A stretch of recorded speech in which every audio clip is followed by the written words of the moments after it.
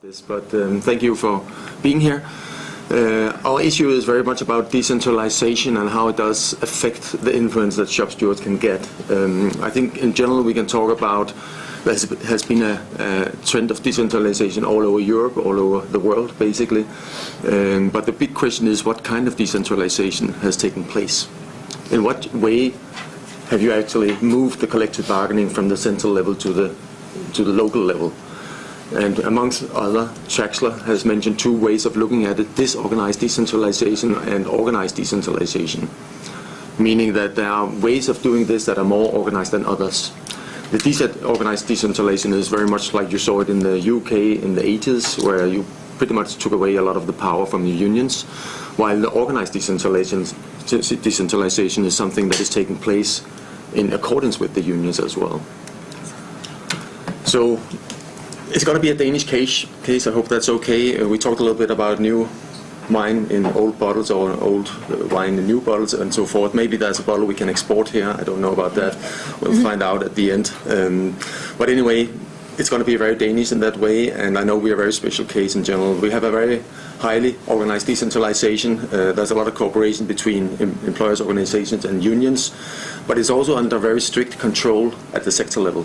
It's not something that is just put out to the companies to actually do negotiations at the company level. So we have what we actually called a contradiction in terms, namely a centralized decentralization, which means we have a very centralized system where it comes to the sector agreements. But within these sector agreements, you can actually make local agreements that can vary a little bit, or quite a lot in some instances, on the sector agreements as well.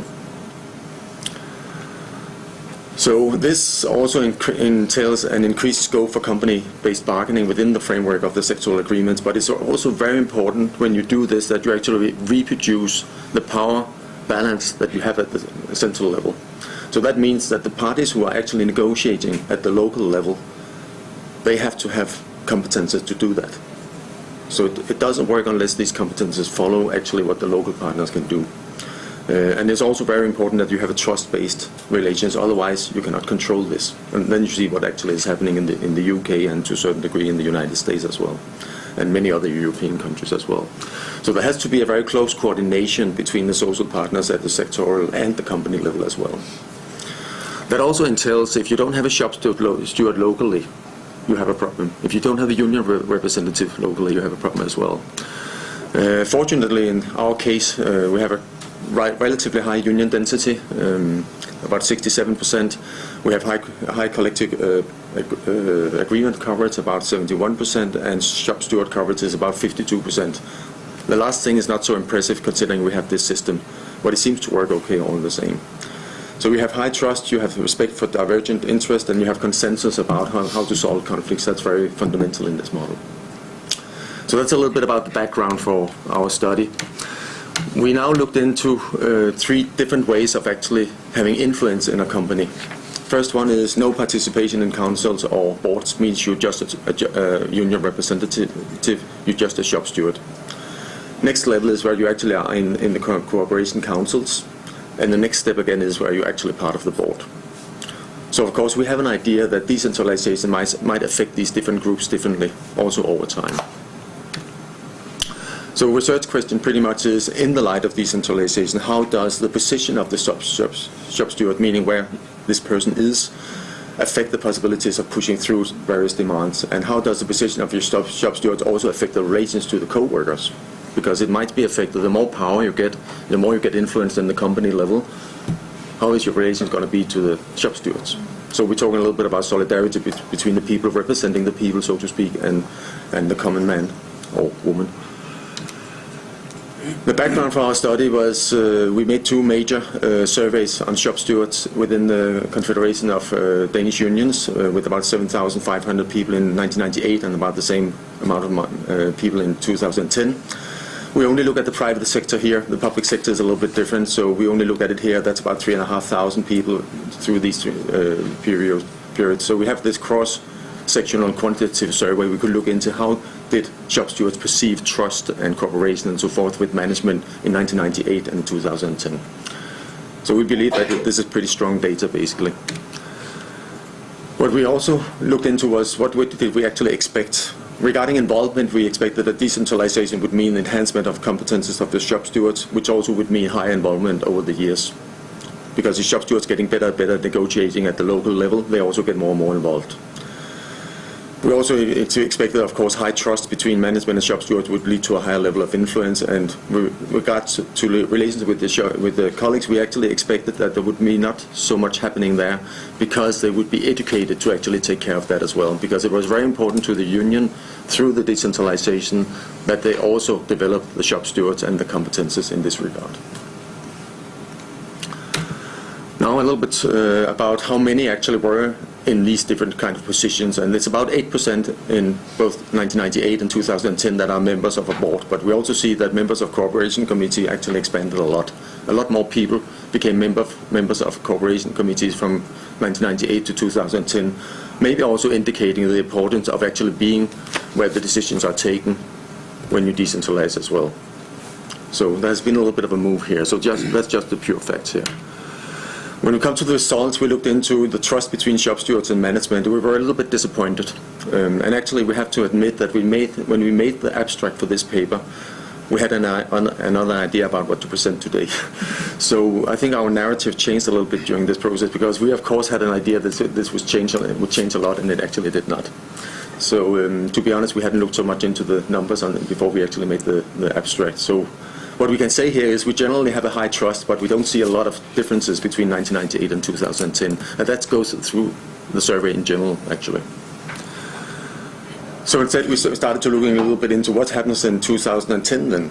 And then we asked one question, for example, here: I'm only remotely involved in economics and strategic decisions at the company. And we see here that 41% of the board members actually disagree upon this, and 12% of just shop stewards disagree about that, right? So we actually see that board members do feel much more involved in strategic decisions than just normal shop stewards here. We also asked a little bit about how do you believe about your own competences to actually negotiate, and we asked basically a question: so do you think wage negotiations should take place on a central or a decentralized level? And again, we see here that if you are a board member, you have a tendency to think, I can take care of this. I can actually negotiate wages here, as opposed to the common shop steward, so to speak.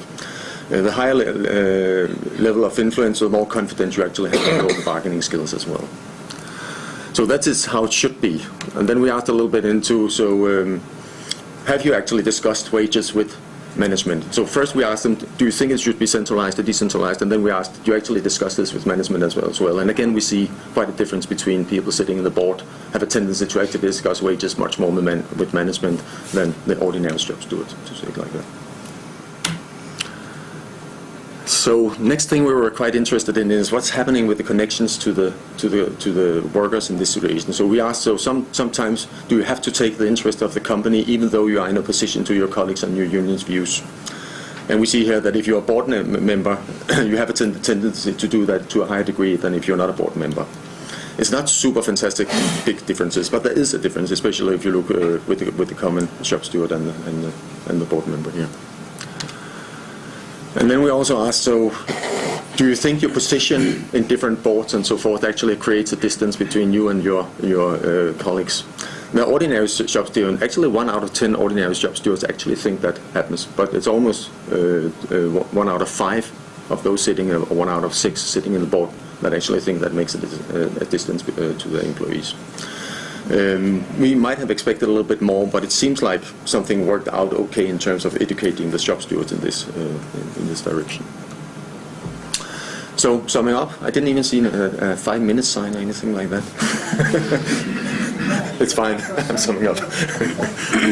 So basically what we saw when we looked into this, in these areas, not major changes from 1998 to 2010. I would also say a problem about a survey like this, especially when we present it abroad, is we already started on a pretty high level when it comes to all kind of influence and so forth, right? So changes in our case would be like 2, 3, 4, 5% points, right?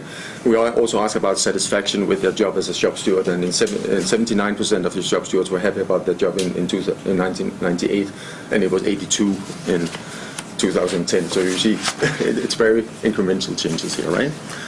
But what we see in 2010 as well as in 1998 is a higher level of involvement and board level also leads to higher level of trust with management. They are more fond of decentralization, and there's more trust in their own bargaining skills. So I think we had to change the narrative a little bit when we looked into these data here. So the best narrative I think we have from these numbers is that there are way more board members that feel involved in major decisions than ordinary shop stewards. We also see that the higher level of influence board members, the more decoupled they actually are from co-workers, and actually 1 out of 6 board members feel the position actually distances them to their co-workers. So what's happened here is also a development of a paper, actually, what I'm presenting here, that we started out with another idea about what this paper should be about, and then we found out when we were actually crunching the numbers here that maybe the narrative that is best is actually something about solidarity between workers and their representatives at workplace level. Again, what we also plan to do about it is actually to refer it back to the whole decentralization process and maybe make a comparative study as well. If somebody else has made something like this, we'd be really interested to see in other more disorganized ways of decentralization if we find out other numbers in this situation. So that's pretty much it.